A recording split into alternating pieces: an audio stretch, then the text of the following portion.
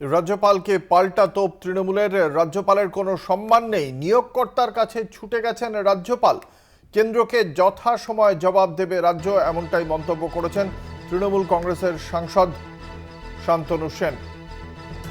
আমাদের সঙ্গে রয়েছেন আমাদের বিশেষ প্রতিনিধি দেবজ্যোতি ঘোষ। দেবজ্যোতি, তৃণমূল কংগ্রেসের পক্ষ থেকে ঠিক কি অবস্থান?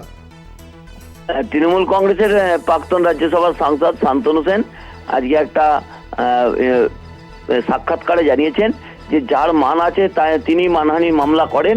তিনি তার নিয়োগকর্তার কাছে গেছেন এই মহুয়া মৈত্র বা বিভিন্ন অভিযোগ নিয়ে। তিনি যে অভিযোগগুলো করেছিলেন সেগুলো নিয়ে অভিযোগ জানাচ্ছেন এবং রাজ্যপাল যেভাবে দুই পুলিশ কর্তার বিরুদ্ধে অভিযোগ জানিয়েছেন কেন্দ্রীয় স্বরাষ্ট্র মন্ত্রকে, তা নিয়েই কিন্তু তৃণমূল কংগ্রেসের পক্ষ থেকে শান্তনু সেন তীব্র প্রতিক্রিয়া জানিয়েছেন যে যুক্তরাষ্ট্রীয় কাঠামোতে তৃণমূল কংগ্রেসের পক্ষ থেকে যা যা ব্যবস্থা নেবার সেই ব্যবস্থাগুলো তারা নিয়েছেন। একজন মহিলা অভিযোগ করেছেন পুলিশের পক্ষ থেকে প্রাথমিক তদন্ত করা হয়েছে, সেই তদন্তে কিন্তু কোনো রকমভাবে তারা রাজ্যপালের সঙ্গে কথা বলেননি বা রাজ্যপালকে কোনো রকমভাবে তার তদন্ত করেননি। শুধুমাত্র এক মহিলা যখন অভিযোগ করেছিলেন তার কথাবার্তা শুনেছিলেন ডিসি সাউথ এবং কলকাতার পুলিশ কমিশনারের পক্ষ থেকে কোনো ব্যবস্থা নেওয়া হয়নি। কিন্তু সেই নিয়েই কিন্তু রাজ্যপাল স্বরাষ্ট্রমন্ত্রীকে অভিযোগ জানিয়েছেন, স্বরাষ্ট্রমন্ত্রককে অভিযোগ জানিয়েছেন এই দুই পুলিশ কর্তার বিরুদ্ধে ব্যবস্থা নেওয়ার জন্য। সেই জায়গা থেকে তৃণমূল কংগ্রেসের পক্ষ থেকে শান্তনু সেন জানিয়েছেন যে যার মান আছে তিনি মানহানি মামলা করতে পারেন। যেভাবে আরো একটি ঘটনা সামনে এসেছে, দুই বিধায়িকা তারা এক বিধায়ক এবং এক বিধায়িকা রাজ্যপাল সম্বন্ধে যে মন্তব্য করেছিলেন তাদের বিরুদ্ধেও কিন্তু মানহানি মামলা করেছেন। তা নিয়েও কিন্তু শান্তনু সেন বলেছেন যার মান আছে তিনি মানহানি মামলা করেন, কিন্তু রাজ্যপাল নির্লজ্জ বলে তাকে তীব্র আক্রমণ করেছেন। ধন্যবাদ। আমাদের সঙ্গে ছিলেন আমাদের বিশেষ প্রতিনিধি দেবজ্যোতি ঘোষ। কি বলেছেন শান্তনু সেন, তৃণমূল কংগ্রেসের মুখপাত্র, শোনাবো। যিনি সংবিধানের রক্ষা কবচ বা ইমিউনিটিকে কাজে লাগিয়ে তার দপ্তরে কর্মরতা অস্থায়ী মহিলা কর্মচারীকে বারবার যৌন নির্যাতন করবেন, আর ওডিসি নৃত্যশিল্পীকে দিল্লির হোটেলে গিয়ে ধর্ষণ করবেন, আর তার বিরুদ্ধে কেউ কেশাগ্র স্পর্শ করতে পারবে না, তার আবার মান সম্মান কি আছে?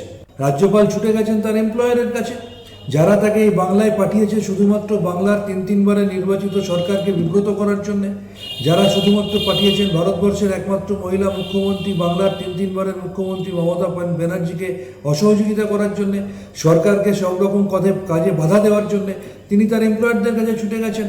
আর তার এমপ্লয়াররা তার কথায়, যিনি বিজেপির দলদাসে পরিণত হয়ে বিজেপির পদ্মপালে পরিণত হয়েছেন, সেই পদ্মপালের কথায় তার যারা এমপ্লয়ার তারা এই ধরনের সিদ্ধান্ত গ্রহণ করেছে। আমি নিশ্চিত করে বলতে পারি আমাদের সরকার এবং প্রশাসনের যথাযথ জবাব যোগ্য সময়ে নিয়ম মেনে দেবে। যিনি সংবিধানের রক্ষা। আপনাদের জানিয়ে রাখি, রাজ্যপাল সিভি আনন্দ বোসের বিরুদ্ধে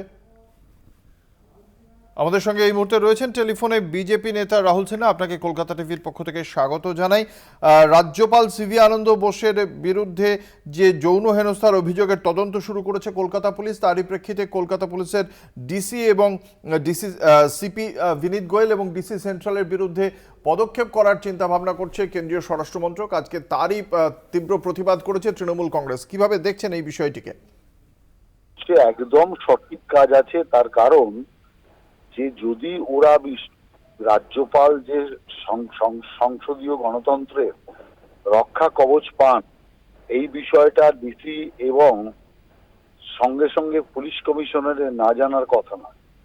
অতএব যদি না জেনে থাকেন তাহলে ওরা অযোগ্য, এই পদে থাকারই যোগ্য না। আর জানার পরেও যদি কারো পদলেহন করবার জন্য এই জাতীয় নির্দেশ দিয়ে থাকে, রাজভবনকে হেনস্থা, রাজ্যপালকে হেনস্থা করবার চেষ্টা যদি করে থাকে, তাহলে সংবিধান এবং আইনের পুরোপুরি তারা লঙ্ঘন করেছে বলে আমরা মনে করি। আর সেই কারণে স্বরাষ্ট্র মন্ত্রক যে পদক্ষেপ নেওয়ার কথা ঘোষণা করেছে তা অত্যন্ত সঠিক বলে আমরা মনে করি। এবং এই জাতীয় পদক্ষেপ হলে তবে সংবিধান এবং আইনের যে দায়বদ্ধতা, আইনের যে সম্মান, সেটা বজায় থাকবে। তৃণমূল কংগ্রেসের বক্তব্য যে রাহুল সিনহা ফোন ছেড়ে দিয়েছেন।